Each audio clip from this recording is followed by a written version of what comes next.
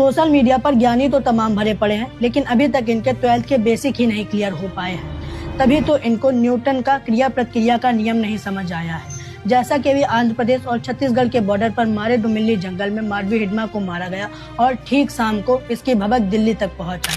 अगले दिन दिल्ली में हो रहे एयर पोल्यूशन के प्रोटेस्ट में तुम कितने हिडमा मारोगे, हर घर में हिडमा निकलेगा, नारे लगे। ये सब देखकर आप सभी लोगों को लग रहा होगा ये प्रोटेस्टर्स गलत कर रहे हैं, ये अर्बन नक्सल और माओवादी विचारधारा का समर्थन कर रहे हैं।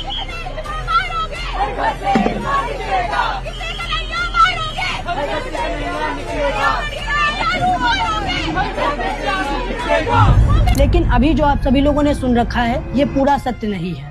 कुछ क्रिएटर्स द्वारा पैसा लेकर इस कहानी में एक कड़ी छोड़ दी गई है, वो मैं आप सभी लोगों को बताता हूँ। जैसा कि मैंने पहले ही कहा था कि माडवी हिडमा के मारे जाने की भभक शाम को ही दिल्ली तक पहुँच आई थी।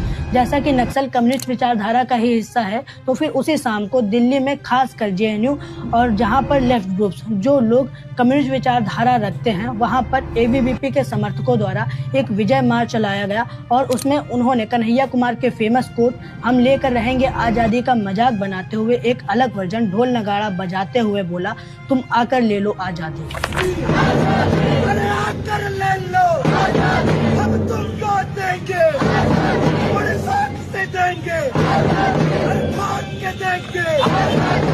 जैसा कि ये एबीवीपी की तरफ से सीधा प्रतिक्रिया थी और न्यूटन का क्रिया प्रतिक्रिया का लॉ कहता है कि जितना बल तुम किसी वस्तु पर लगाते हो वह वस्तु भी तुम्हारी तरफ उतना ही बल लगाती है। इसीलिए हमें इस एक्शन का रिएक्शन एयर पोल्यूशन प्रोटेस्ट के दौरान देखने को मिला, जिसे आप सभी लोगों ने देखा कैसे कम्युनिस्ट विचारधारा के बच्चों ने नारे लगाए। मुझे लगता है बस इतना ही चाहिए था।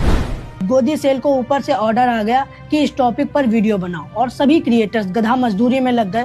सभी तोते की तरह रटने लगे कि दिल्ली एयर पोल्यूशन प्रोटेस्ट के दौरान हिडमा के पक्ष में लगे नारे। किसी की भी अपनी रिसर्च नहीं थी, सभी लोग भीड़ चाल में थे। किसी ने भी एबीवीपी के उकसाने की बात नहीं की जैसे वहीं से फंडिंग आ रही हो। जैसा कि अंत में मैं अपनी बात रखता हूँ, तो इस पे मैं बस इतना ही कहूँगा, हिडमा हमारा कोई सगा नहीं था।